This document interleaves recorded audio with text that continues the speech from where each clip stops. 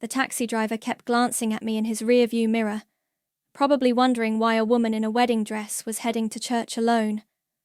I caught his eye once and managed a weak smile. What could I say?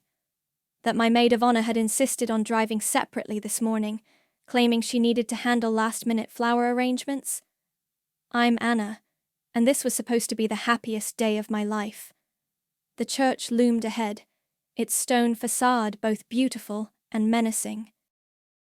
My phone buzzed again, probably Mom asking where I was. I ignored it.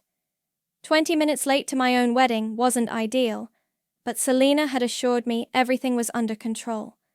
Selena, my best friend since college, the person I trusted most in the world after Jack. The driver pulled up to the curb. "Need help with the dress, miss?" "I've got it, thanks." I handed him a 50. "Keep the change." The church doors were already open, organ music drifting out. I gathered my skirts, took a deep breath, and stepped inside. The familiar scent of lilies hit me first, my chosen flowers. Then came the murmur of voices, all heads turned toward the altar. That's when I saw them. Selena stood where I was supposed to be, wearing a wedding dress that wasn't hers. Next to her was Jack, my Jack, holding her hand like he'd held mine countless times before. My heels clicked against the marble floor. The sound echoed, and heads started turning. Gasps rippled through the pews like a wave. "Oh, good! You made it!" Selena's voice carried clearly through the stunned silence. "I was worried you might miss it." I kept walking, my legs moving automatically. Jack wouldn't meet my eyes, but Selena's smile was radiant with triumph. "What's happening?" My voice came out steadier than I felt. "Surprise!" Selena's laugh tinkled like breaking glass. "Guess I'm marrying your ex now." Someone in the crowd made a choking sound. My mother stood up, her face ash white. "Anna, honey, ex?" I reached the front pew. "When exactly did Jack become my ex?" "Oh." Selena's smile widened. "Didn't you get his text? He sent it this morning. Check your phone." My phone. The one I'd been ignoring all morning because I thought it was just wedding day chaos. "You planned this," I said slowly. "You planned for me to walk in here, in my wedding dress, and find you marrying him instead. Don't be dramatic, Anna." Selena adjusted her veil. "These things happen. Sometimes people just find their true love." The priest looked like he wanted to sink into the floor. Jack finally spoke, his voice weak. "Anna, I'm sorry. I tried to tell you." "When?" I cut him off. "While you were kissing her, while you were planning this ambush." More gasps. Someone started crying. Probably my mother. "You should probably go," Selena said sweetly. "This is awkward enough already." I looked at the gathered crowd. Our friends, our families, all those pitying faces. Then back at Selena, so proud of her perfect trap. She thought she had orchestrated the ultimate humiliation. But Selena had forgotten something crucial about me. I always have a backup plan. I turned to address the crowd, my voice clear and calm. "Actually, I think I'll stay. Because I brought someone special with me today." I smiled at Selena's suddenly uncertain expression. Someone who knows exactly what kind of person you really are. The church doors creaked open behind me. Selena's face went from triumphant to terrified in an instant, and I knew without turning around that my brother Dean had just walked in. "Hello, little sister," his voice rang out. "Sorry I'm late. Traffic was hell." Selena grabbed Jack's arm so hard he winced. "This isn't possible. You're supposed to be in Texas?" Dean's footsteps echoed as he walked down the aisle. I was, until Anna called and told me what you've been up to. I faced the altar again, watching Selena's perfect plan crumble. Now then, I said, shall we talk about why you really arranged this little spectacle? 3 weeks earlier, I was sitting in a coffee shop with Valerie, staring at her phone in disbelief. The photos were grainy but unmistakable. Jack and Selena at Marcello's, the expensive Italian place downtown. His hand was on hers. They were laughing. "I'm so sorry," Valerie whispered. "My cousin works there. She sent these to me last night." I zoomed in on Selena's face. She was wearing the earrings I'd given her for Christmas. "When were these taken?" 2 days ago, around 9 p.m. The same night Jack had called to cancel our dinner plans, claiming he was stuck at work. The same night Selena told me she had a migraine and couldn't help with wedding favors. "There's more," Valerie said, swiping to the next photo. This one showed them leaving together, his hand on the small of her back. "Anna, are you okay?" I set the phone down carefully. "I need to talk to Jack." "Want me to come with you?" "No." I stood up, gathering my things. "I need to handle this myself." I found Jack at his office, supposedly working late again. He looked up when I walked in, smile faltering slightly. "Hey babe, what's up?" "Marcello's is nice this time of year, isn't it?" His expression didn't change. "What?" "Tuesday night. You and Selena seem to enjoy it." "Oh." He leaned back, too casual. "Yeah, we ran into each other there. I was meeting a client, she was in the area. Pure coincidence." "Really?" "Because it looked pretty intimate from the photos I saw." Finally, a crack in his composure. "What photos?" I pulled out my phone, showed him the evidence. "Want to try again?" "Anna, you're overreacting." He stood up, came around his desk. "Selena's your best friend. We were just discussing wedding details. She wanted to surprise you with something special." It sounded reasonable, almost believable. But something in his tone made me pause. That night, I couldn't sleep. Around 3 a.m., I remembered something. Selena had used my laptop last week to check her email. She'd forgotten to log out of her iCloud. My hand shook as I opened my computer. Sure enough, her account was still active. I clicked on her photos folder. The first few were innocent enough. Selfies, pictures of her cat.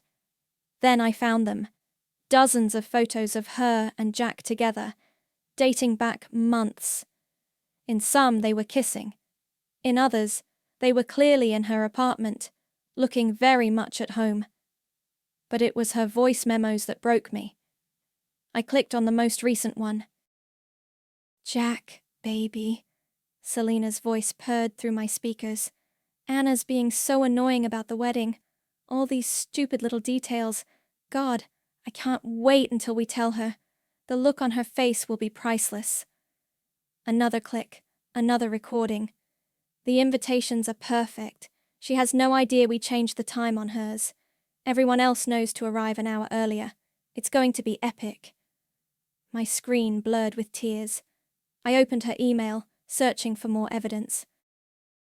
That's when I saw it, an old email thread with a name I hadn't heard in years.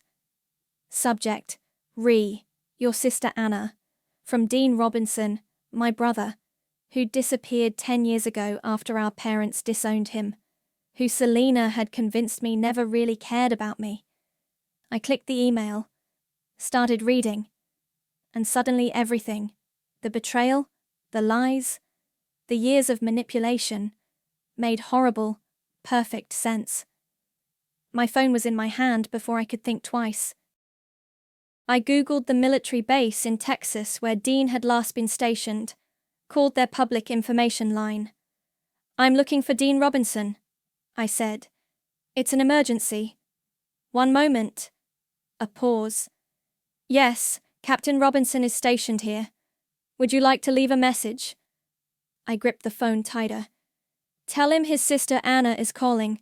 And tell him... I thought of Selena's smirking voice in those recordings. Of Jack's lies. Of all the years I'd lost with my brother because of her manipulations. Tell him I know the truth now, and I need his help to make things right.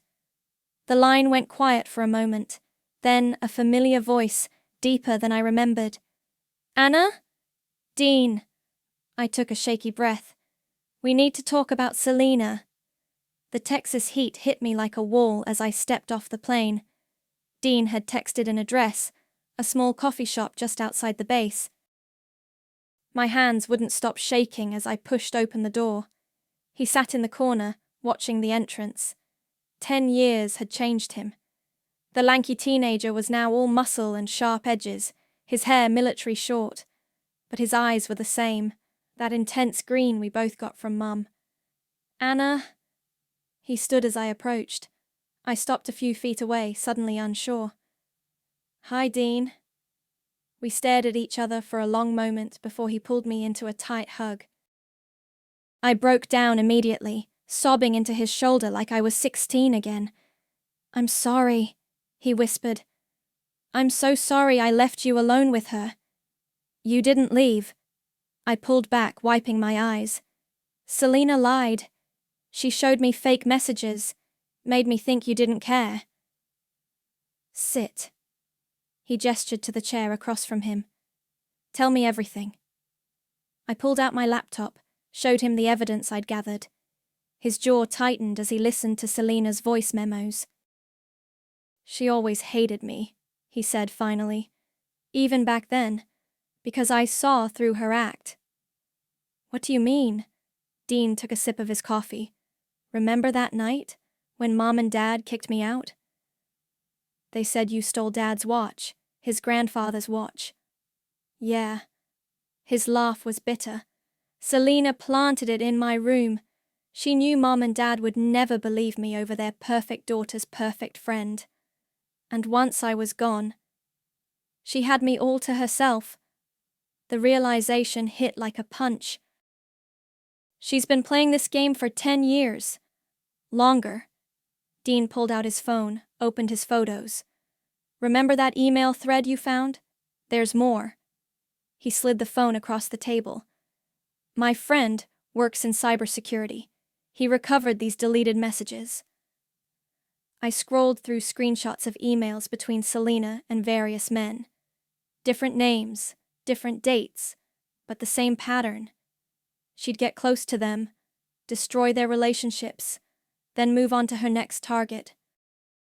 She's a predator, Dean said quietly, and now she's going after Jack. I don't even care about Jack anymore. I closed the phone. I care about the fact that she destroyed our family, that she made me think my own brother abandoned me. So what do you want to do about it? I met his eyes. I want to destroy her, publicly, at her own game. The wedding? She thinks she's going to humiliate me in front of everyone we know. I leaned forward. But what if we turned it around on her? What if we exposed everything? The lies, the manipulations, all of it. Dean studied me for a long moment. It'll be messy. You'll lose friends. Maybe even Mom and Dad. I lost them 10 years ago. I just didn't know it. He nodded slowly. Okay. But we need more than just emails and photos. We need someone who can testify to who she really is. Do you have someone in mind? A small smile crossed his face. Actually, I do. Her old roommate, Giselle. She reached out to me a few years ago, wanted to warn me about some things Selena had done. Where is she now? Works as a nurse in the city. And... He paused. She's been keeping records. Of everything. Hope flared in my chest. Can you contact her? Already did. He checked his watch. She'll be here in 20 minutes. I stared at my brother. This stranger who wasn't really a stranger at all. Why are you helping me? After everything that happened. Because you're my sister. He reached across the table, squeezed my hand. And because Selena needs to learn that karma eventually catches up to everyone. The bell above the door chimed. A woman walked in, carrying a thick manila envelope. "That's Giselle," Dean said, ready to hear about Selena's darkest secrets. I straightened my spine, squared my shoulders. More than ready. Giselle approached our table, her expression grim but determined. "You must be Anna," she said, sitting down. "We have a lot to talk about." Giselle spread the contents of her envelope across the table. Bank statements, photos, text screenshots, a paper trail of destruction. "I started documenting everything when I realized what she was doing," Giselle explained. "The pattern was always the same. She'd find someone happy, successful, engaged, or married. Then she'd work her way into their life." She pointed to a photo of Selena with a well-dressed man. This was Marcus, wealthy businessman, engaged to his college sweetheart. Selena destroyed that relationship in 3 months. "While she was dating Jack?" I asked. "While she was dating Jack, Marcus, and 2 other men." Giselle pulled out more photos. She'd tell each one the others were just friends. Sometimes she'd even get engaged to multiple people at once. Dean leaned forward. "How did she keep them from finding out about each other?" "Different social circles, different schedules. She kept detailed calendars." Giselle handed me a printed spreadsheet. "This was from last year. See how she organized her dates?" I scanned the document, feeling sick. Monday lunch with Jack, Tuesday dinner with Marcus, Wednesday shopping with me, her supposed best friend, while texting both of them. "But why?" I whispered. "Why do this?" "Power." Giselle's voice was hard. "She gets off on it, on proving she can take whatever she wants from anyone." My phone buzzed. A text from Selena. "Hey, sweetie, just checking on you. Haven't heard from you since the breakup. Hope you're doing okay." I showed it to Dean and Giselle. "She's still pretending nothing's wrong."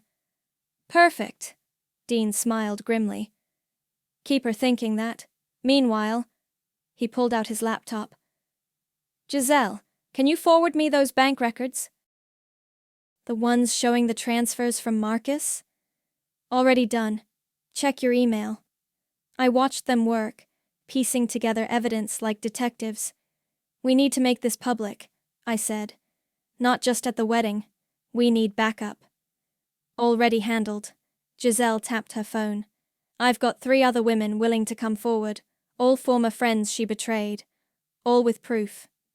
And I've got the technical side covered," Dean added. "The church has a projector system for hymn lyrics. We can hack it easily." My phone buzzed again. This time it was Jack. "Anna, there's something I need to confess before the wedding." I showed the message to Dean and Giselle. "Ignore it," Dean said immediately. "He's probably feeling guilty, but we can't risk him warning Selena. What if he knows something important? Then he should have spoken up before letting her plan this ambush." Giselle's tone was fierce. He made his choice. I typed a quick response. "Nothing to confess, Jack." "It's your wedding day. Enjoy it." "Now," Dean said, "let's talk timing. The invitation says 2 p.m., but you said the real ceremony is at 1? "Yes. They changed my invitation so I'd walk in late." "Perfect." He pulled up a diagram of the church. "Giselle and I will arrive at 12:30, set up the equipment. Valerie will keep watch and text us when Selena arrives. You make your entrance at 1:15. And I'll have the other women stationed in different pews," Giselle added. "When you give the signal, they'll stand up one by one." My hands were shaking again, but not from fear. From anticipation. "What about Mom and Dad?" "They need to see this too," Dean said softly. "Need to understand what they let into our lives." I nodded, then picked up one of the photos. Selina, beaming at the camera, her arm around me, taken the day she helped me pick my wedding dress. The day she was already planning to steal my fiancé. "One more thing," I said. "I want to sign the catering contract for her fake wedding date. Let her think I'm completely clueless." Giselle smiled. "Now you're thinking like her. Use her own tricks against her." "Except we're not doing this for fun," Dean reminded us. "We're doing this for justice." My phone lit up again. Another text from Selina. "Having lunch with the girls tomorrow. Join us? We miss you." I looked at the evidence spread across the table, then at my brother and our new ally. "Tell her yes," Dean said. "Let her think she's won." I typed my response. "Wouldn't miss it. See you tomorrow." "And so it begins," Giselle murmured. Jack was already waiting when I arrived at the coffee shop, his hands wrapped around an untouched cup. He looked terrible, unshaven, dark circles under his eyes. "Thanks for meeting me," he said as I sat down. "Make it quick. I have wedding preparations to handle." The lie felt smooth on my tongue. He winced. "That's what I need to talk about. The wedding. It's not what you think." "Really? Because I think it's pretty clear what's happening."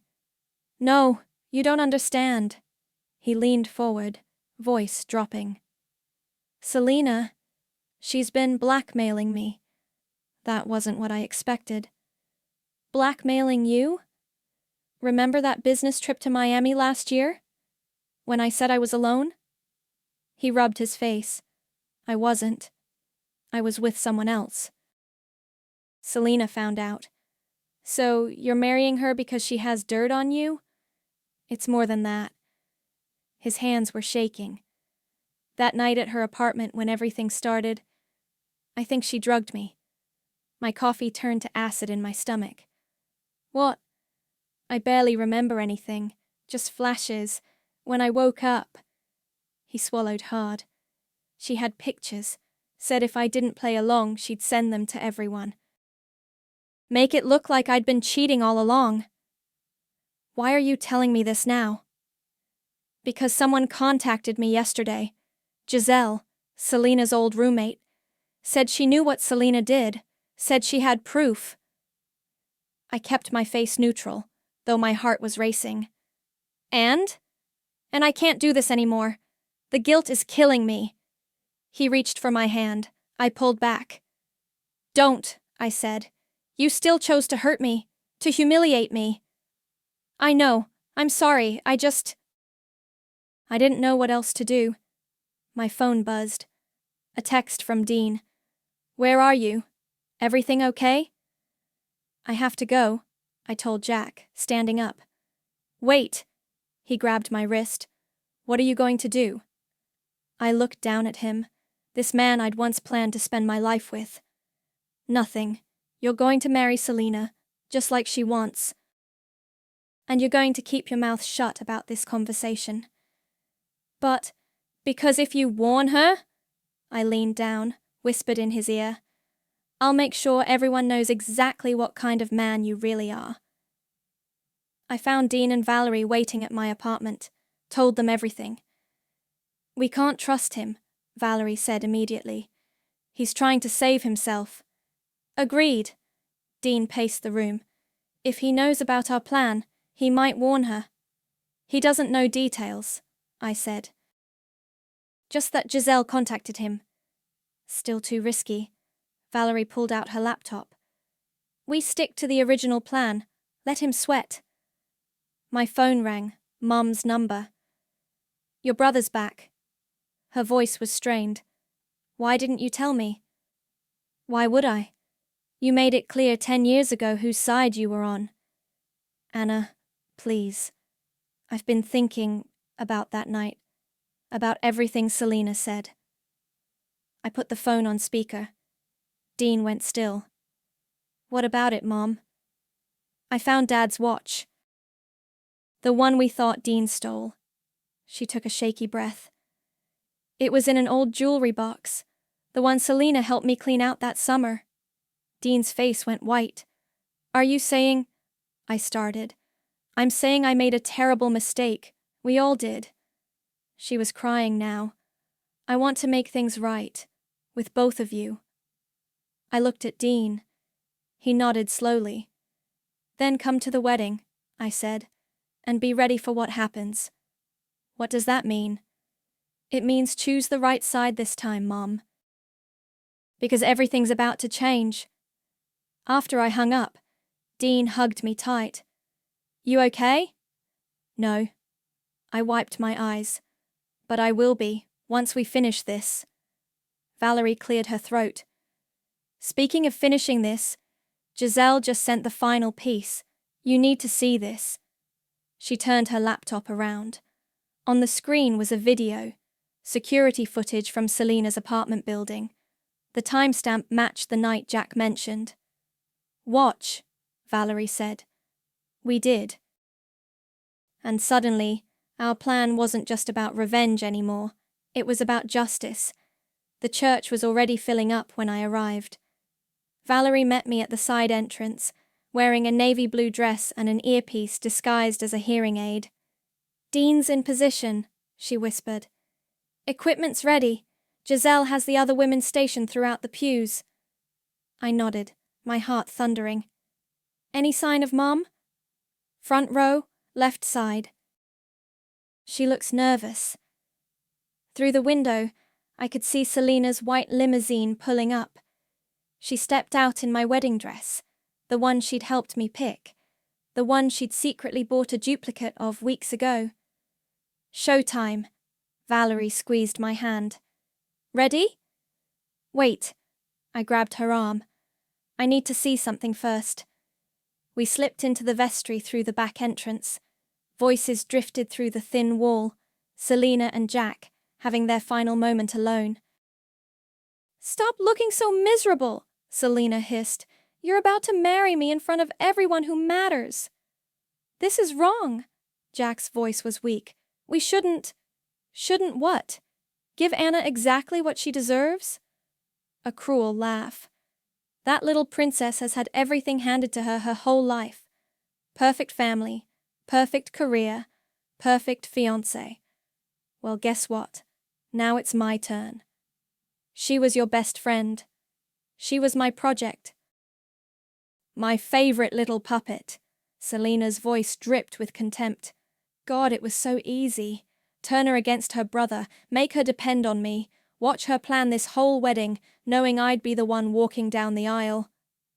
What about the others? Marcus? The married men? Practice runs. But this is my masterpiece. A rustle of fabric. Now fix your tie and smile. She'll be here soon, and I want her to see exactly how happy we are. I pulled back from the wall, my hands steady despite the rage burning through me. Valerie was already typing everything into her phone, sending it to Dean. Got it all, she whispered, adding it to the presentation now.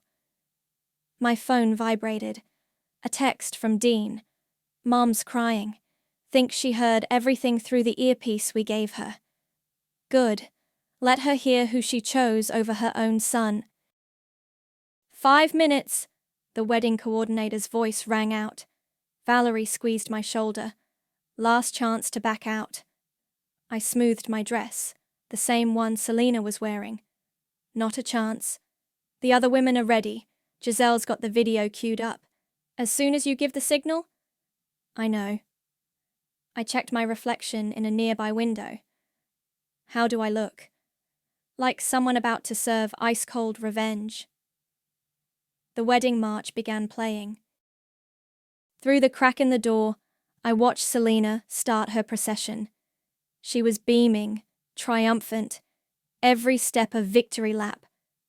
My phone buzzed one last time. Dean. It's time. You ready? I thought about the security footage we'd seen, about Jack's drugged confession, about my brother's lost decade and my mother's tears, about every person Selena had manipulated and destroyed on her way to this moment. Ready, I texted back. Valerie hugged me quickly. Go get her. I stepped into the shadows of the church entrance, watching Selina reach the altar. She was glowing with satisfaction, holding Jack's reluctant hands in hers. The priest began speaking. Dearly beloved. That was my cue. I started walking, my heels clicking against the marble floor. The sound echoed through the church like a countdown. Click, click, click. Heads turned. Gasps rippled through the pews. Selina's face froze mid-smile as she spotted me. Oh, good, she recovered quickly, voice dripping honey. You made it! I kept walking, calm and steady. In the front row, Mom was gripping her purse so tight her knuckles were white. Behind the altar, Dean gave me a subtle nod. Surprise!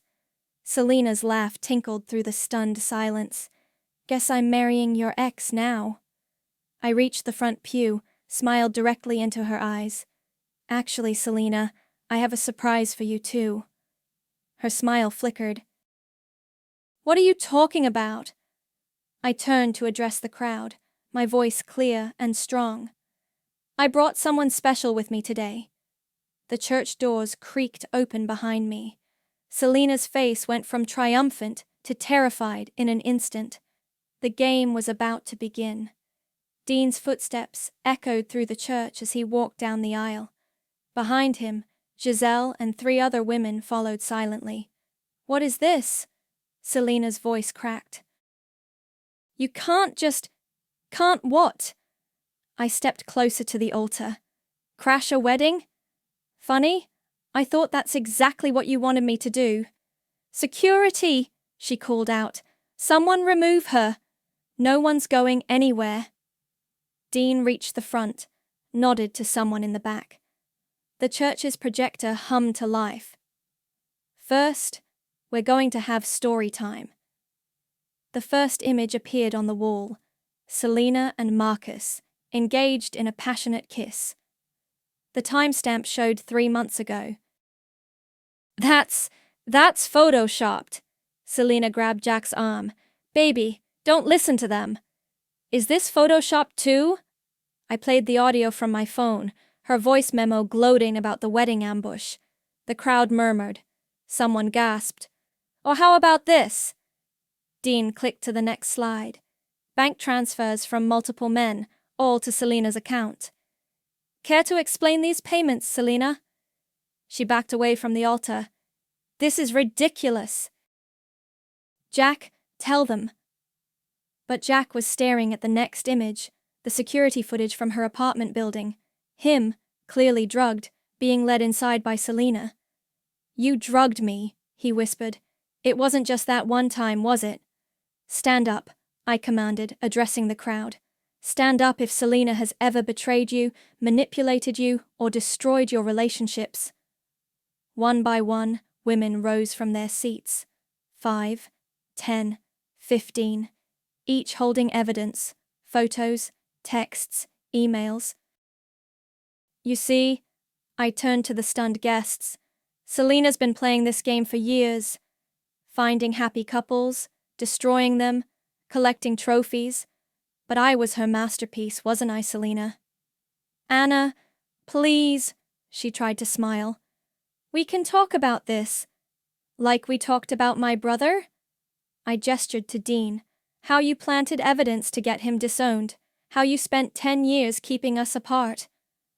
Mom stood up in the front row, tears streaming down her face. Is this true? Of course not. Selina's eyes darted around wildly. Mrs. Robinson, you know me. I'm like a daughter to you. Play it, I told Dean. The video started. Selina in the vestry just minutes ago, bragging about her manipulation. Her voice filled the church. She was my project, my favorite little puppet. Jack stepped away from her. The priest closed his Bible and walked off the altar. No, no, no. Selina's perfect mask cracked. This isn't happening. But it is. I walked right up to her. You wanted everyone to watch me be humiliated? Well, now they're watching you instead. I'll deny everything. No one will believe. Actually, Giselle stepped forward, holding up a USB drive. We have proof of everything, including what you did to those married men. Should I send copies to their wives, or would you like to confess? Selena's face went chalk white. She swayed on her feet. You know what the funny thing is? I continued, my voice carrying through the silent church. I'm not even angry anymore. I just feel sorry for you, because after today, everyone knows exactly who you are. I hate you, she whispered, tears ruining her perfect makeup. I've always hated you. I know. And that's your tragedy, not mine. She lunged at me suddenly, hands reaching for my throat. But Dean was faster, catching her arms as she screamed in rage. Get her out of here, he said to the security guards who had finally appeared. As they led her away, I turned to the shocked crowd. I'm sorry you all had to witness this, but sometimes the truth needs an audience. Mom rushed forward, throwing her arms around Dean. My boy, she sobbed. My beautiful boy. I'm so sorry. Jack tried to approach me, but Valerie stepped between us. Don't, she warned. Just go. He nodded, shoulders slumped, and walked out alone. The guests began filing out, whispering among themselves. Soon only family remained. Me, Dean, Mom, and Dad, who hadn't moved from his pew. Anna, he said finally, voice rough. What do we do now? I looked at my brother, still holding our crying mother, at the evidence of Selena's crimes still projected on the wall, at the wedding flowers she'd chosen to celebrate my humiliation. Now? I smiled. Now we start over. As a family. Behind us, through the church windows, the sun broke through the clouds. The Portuguese sun feels different from home, warmer, kinder somehow. I'm sitting at a beachside cafe, watching waves crash against the shore while Dean argues with the waiter about soccer teams. You can't seriously think Benfica is better than Porto, he insists, making the waiter laugh and launch into passionate Portuguese. My phone buzzes. A text from Valerie. You need to see this. Attached is a TikTok video. Someone recorded the entire wedding confrontation. It's gone viral, with millions of views and comments calling it the revenge of the century. Look, I show Dean the video. We're famous. He reads some comments. People are calling you a hero. I don't feel like one. I set the phone down. Heroes don't usually destroy lives. You didn't destroy anything, he corrects me. You exposed the truth. There's a difference. He's right, but the aftermath still weighs heavy. After the wedding, everything unraveled quickly. Selena's other victims came forward with legal charges. Jack sent a public apology letter, then moved to Seattle. Mom and Dad started therapy, working through years of manipulation and guilt. Got another email from Marcus's wife, I tell Dean. She's pressing charges too. Apparently, Selena emptied their joint account before disappearing. Any word on where she went? Last I heard, Mexico. But she'll surface eventually. People like her always do. The waiter brings our coffee and pastéis de nata. Dean has become addicted to these custard tarts since we arrived in Portugal. Mom called this morning, he says between bites. She's thinking of selling the house. Too many memories. Good memories or bad ones? Both, probably. He wipes custard from his chin. She asked when we're coming home. Home. The word feels strange now. After the wedding, I couldn't stay in that town, surrounded by whispers and pitying looks. Dean suggested Portugal. He'd been stationed here once, loved the culture, the people, the way life moved at a different pace. Tell her soon, I decide, but not too soon.